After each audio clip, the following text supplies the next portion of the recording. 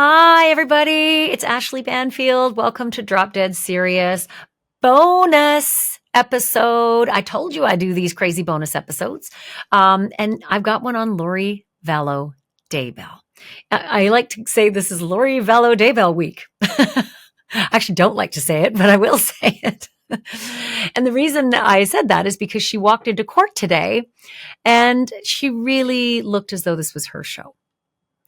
Folks, I think in Lori Vallow Daybell's mind, this is her show. She is not just on trial for conspiracy to commit murder. She is also her own lawyer in that courtroom. Lori Vallow, think about this, is handpicking her own jury. She's also arguing motions and she's objecting to the prosecution and she's referring to herself in the third person. And I know it's crazy because isn't this the same woman who thought that zombies had taken over her children and who was once ruled mentally unfit even to stand trial, let alone adjudicate one as a lawyer? Yes, this is the same Lori Vallow Daybell. And let me be clear. I know she was already tried for 3 murders and found guilty and sentenced to, life in prison, no parole. But she's got a few more legal issues, right? Like the death of her 4th husband and the attempted murder of the husband that her niece was divorcing. I'll get to that. But jury selection started today in the 4th husband murder trial. Okay. And I'm giving you this podcast bonus episode on March 31st. You should know that the jury selection is not being televised, right? But the court did go on the record and on camera for a couple motions. Those were discussed in court and those were televised. And oh my God, it was something. Yep, it was something. It was fiery, it was chaotic, and it was basically Lori in all her glory. And yes, I made a rhyme. So you probably know that recently she filed this big motion to dismiss the actual prosecutor in her case. And that prosecutor's name is Trina Kay. And Lori alleges prosecutorial misconduct. And if that name Trina Kay sounds familiar, it should. You may not know this, but Trina Kay is a longtime girlfriend of Juan Martinez. And yes, that name should sound familiar as well. Juan Martinez was the prosecutor in the infamous Jodi Arias trial. And since Jodi's trial, Juan has had a lot of problems. He was actually disbarred based on some of the antics in Jodi's courtroom. But Lori believes that his girlfriend, Trina Kay, is trying to get famous while trying Lori's case. But Lori does not offer any proof. Listen, I like the next guy. I think it's important to have the right to challenge authority. Just ask my mom. But let's be really clear. If you want to assert prosecutorial misconduct, you better have the goods. And those goods better be good, right? You can't just sue the government because a trial doesn't go your way. You have to prove a lot. The bar is really, really high in order to accuse the government of prosecutorial misconduct. Usually there has to be some malice, right? There has to be some real mens rea there, some real guilty intent. And it is a really, really hard thing to do. So I'm just going to go on the record she doesn't have a hope in hell on this one. That's for sure. So Lori also wanted, this is great. This is rich. She also wanted to put a reporter on her witness list, somebody who covered this case a lot from the beginning. And Lori alleged that the prosecutor gave the reporter legal advice. But then again, Lori didn't offer up any proof that happened. Listed as a witness. Well, I just got this last night, so I haven't had time to read all the things that he's claiming he doesn't. But there's several things off the top of my head that is relevant. Right now, one of the things is it's different now, right? Because he's had this off the record conversation with the prosecutor, and he's kind of made himself a witness. He's kind of made her a witness. How so? In the sense that if this is not prosecutorial misconduct, then one of them is going to have to testify and talk about how it's not. Let's back up. How is he a witness to this trial? How does he have relevant information? Relevant information means a witness has testimony that makes some fact in the case more or less likely. So how does he have relevant information for what this case is about? Okay, so initially when I put him on my witness list, my intent is because I do not know what the state is going to put on in their case in chief. And so I was calling him as a witness for the purpose of impeachment, laying foundation for interviews, rebuttal to whatever that the state might put forth, because he has interviewed almost every single witness on their witness list. And if they were to say something contrary to what they said to him on a public thing, then I would use him to lay a foundation for interviews and for impeachment. So that was my initial, in calling him. I found it funny when I read the beginning of this. He says that it seems to be clear attempt by Mrs. Daybell to use the rules of criminal procedure as a pretext simply to keep me out of the courtroom and interfere with my ability to report. So I had to laugh at that because it hadn't even occurred to me that he wouldn't be able to be in the courtroom if he was a witness according to 615. So that wasn't my intention. It was never my intention to do that. It was just to have him on hand if we needed to do that. Okay. Couple things. So the reporter in question here is Nate Eaton, and he's a reporter for East Idaho News, and he's been on this case since the very beginning. He actually went to Hawaii and was like, he's the reporter who's like questioning Lori and Chad as they're walking along. They're like, hey, produce your kids. You're supposed to produce your kids to prove that they're okay. Like the grandparents want you to produce these children. You're ignoring them. And, he was great. He had the microphone, stuffed in Lori's face, and Lori and Chad ignored him. And we all know what happened after that. They got arrested, or she got arrested, brought back to, mainland, and here she is.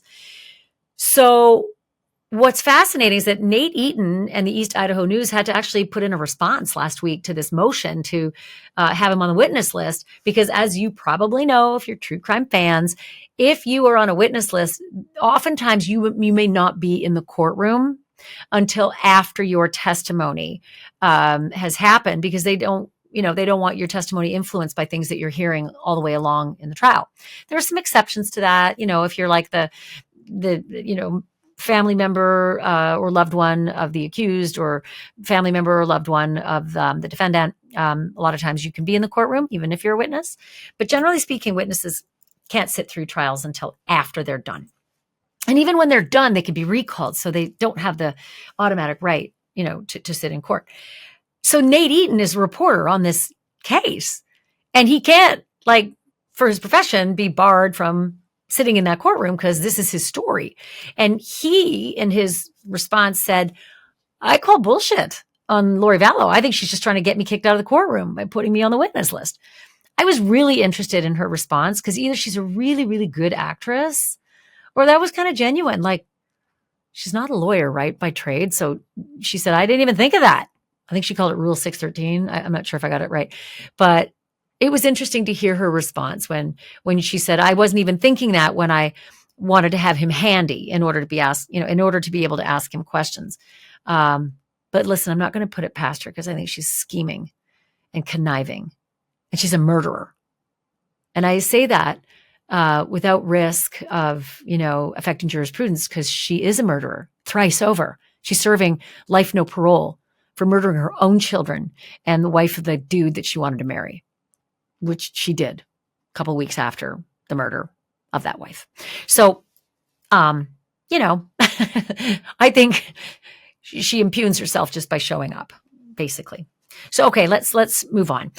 Lori expressed some frustrations about something she called her limited ability, quote unquote, limited ability to defend herself while in jail. And she is insinuating that the state has an unfair advantage over her.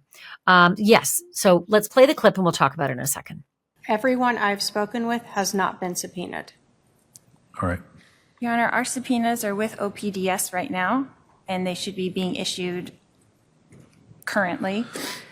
The state talks about in their response, the state is claiming trial by ambush from the defense. Trial by ambush. How is the defense trial by ambush when they have interviewed every single one of these witnesses before in the last 5 years since this case started?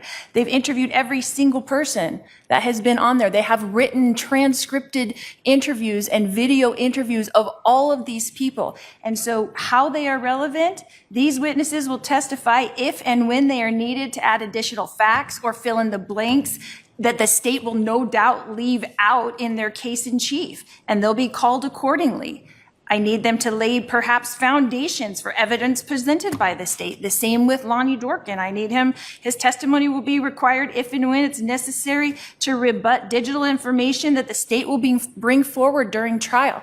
I feel like the state is trying to say, okay, if you want your speedy trial, guess what? We're not going to let you defend yourself. Guess what? You can't have any experts. And guess what else? You can't have any witnesses. You can't have anybody speak in your behalf. So good luck.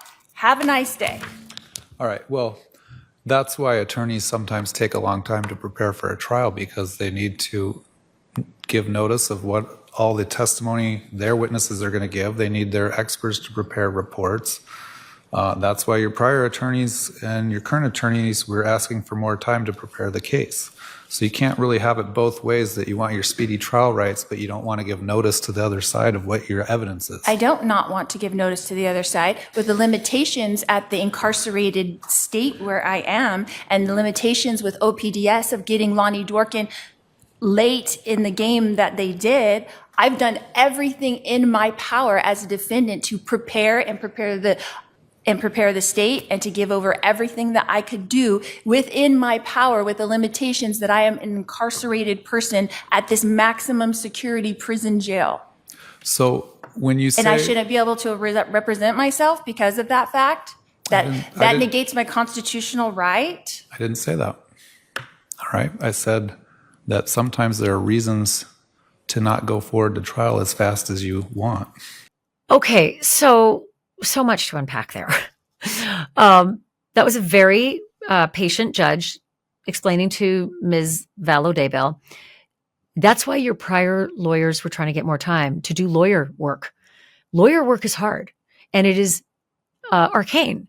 And rules of criminal procedure are not for lay people to know at the top of their heads. Lori, you think you're so smart, but you're not. And I'll say why. I mean, you sound like you're doing okay, honestly. Like, for the layperson to watch her, it sounds like, wow, sounds like she knows what she's doing. Here's the deal. You can't assert that the state has an unfair advantage over you because they're free. They're not locked up in jail, and they have access to witnesses, and they can do all these things that I can't do.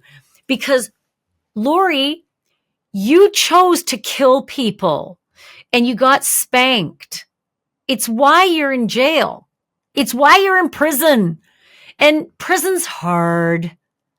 And you don't get phone privileges at all times, and tablet privileges, and interview privileges, and, internet privileges and research privileges. You're in prison.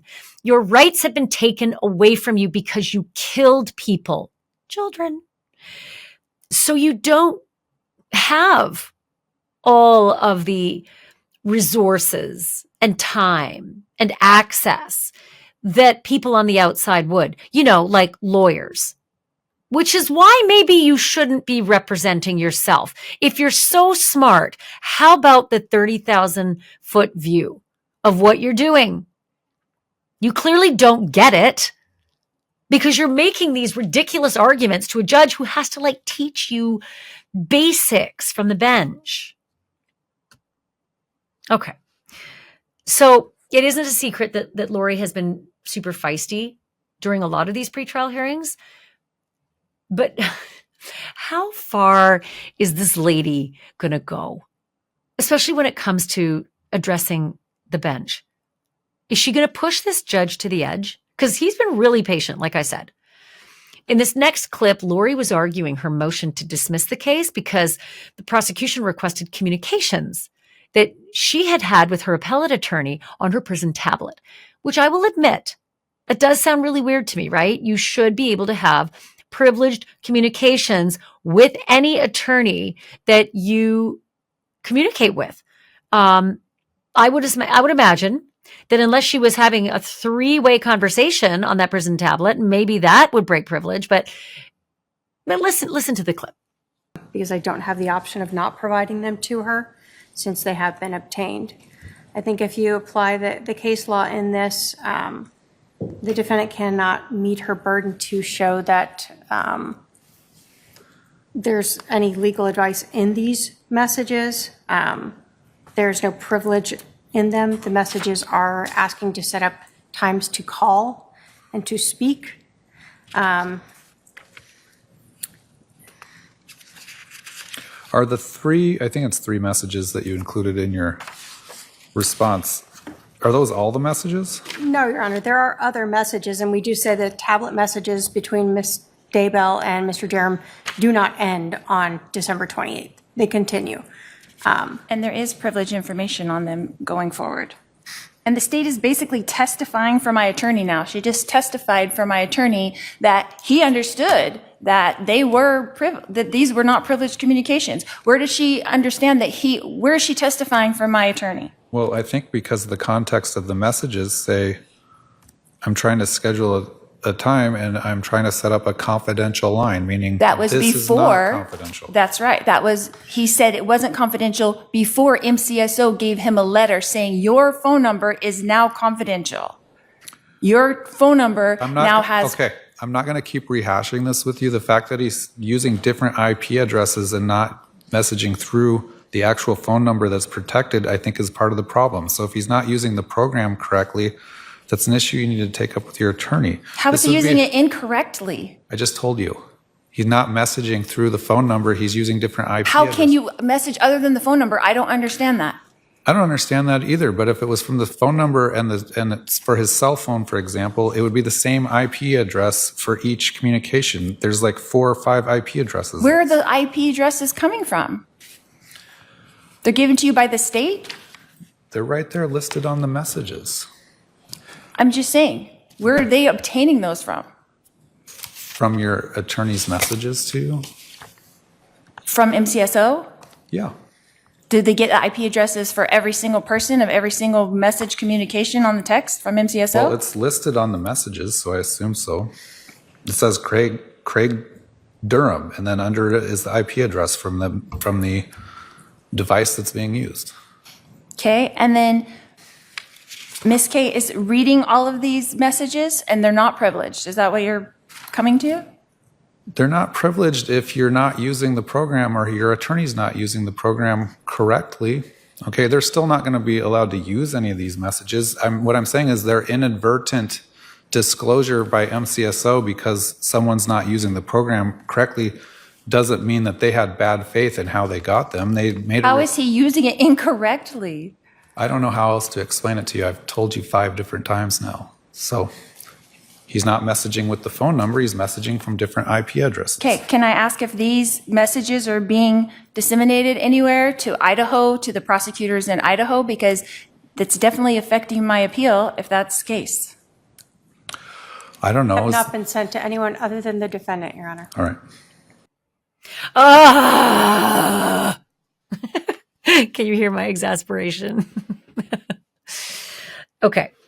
So, Lori Vallow, Daybell, you have to follow the rules, right? Lawyers know that, but you're not a lawyer. And the appellate lawyer that you're going to talk to has to follow the rules. And please listen to the judge when he explains something to you, because that judge had to say it 3 or 4 times. And that's just a waste of all our time, right? And it is not going to endear you to that judge.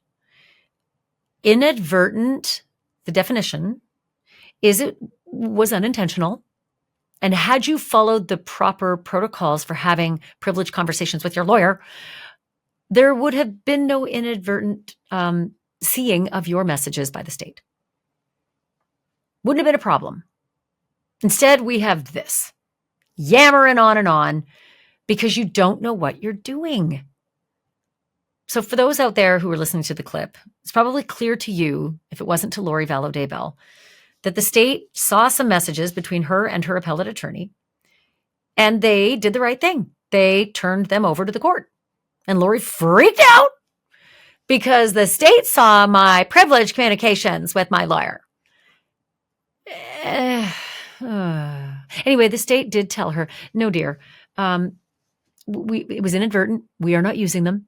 We turned them over to just you, not to the state of Idaho. So don't worry about your precious appeal in Idaho, which you will not win.